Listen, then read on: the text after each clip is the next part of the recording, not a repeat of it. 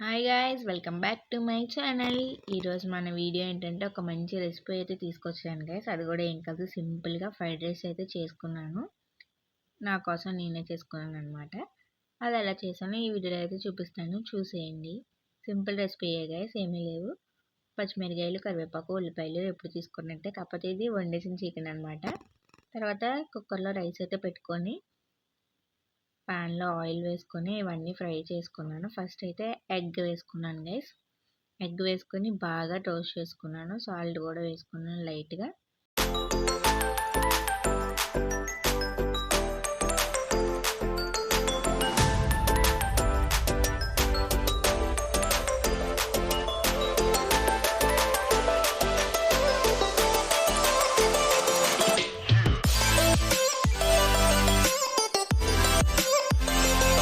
ఇదిగోండి గైస్, మన ఎగ్ అయితే బాగా ఫ్రై అయిపోయింది. ఇలా ఫ్రై అయ్యాక మనం అయితే కొంచెం అల్లం వెల్లిపాయ పేస్ట్ అయితే వేసుకొని బాగా ఫ్రై చేసుకోవాలి.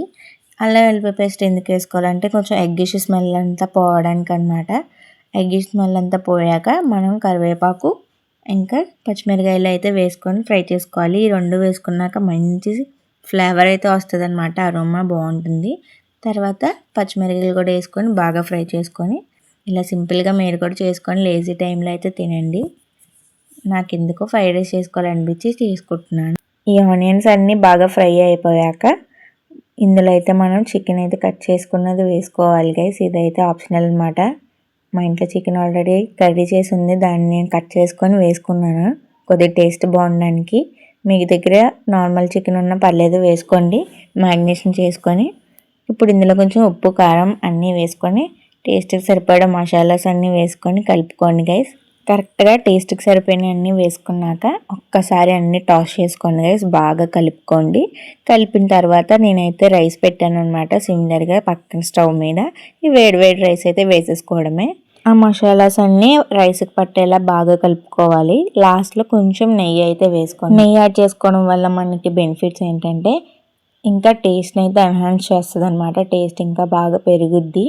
ఇది గైస్ రెసిపీ అయితే మీ లేజీ టైంలో అయితే ఇలాంటి వీడియోస్ చూసి రెసిపీస్ చేసుకోండి గైస్. ఇలాంటి వీడియోస్ ఇంకా మన ఛానల్లో అప్లోడ్ చేస్తూ ఉంటాను.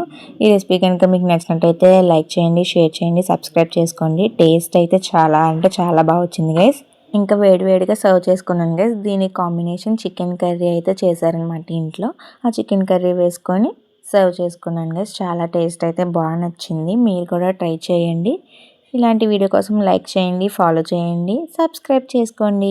ఇంతవరకు ఈ వీడియో చూసారంటే, లాస్ట్ వరకు చూసారంటే ఈ వీడియో మీకు నచ్చిందని అనుకుంటున్నాను.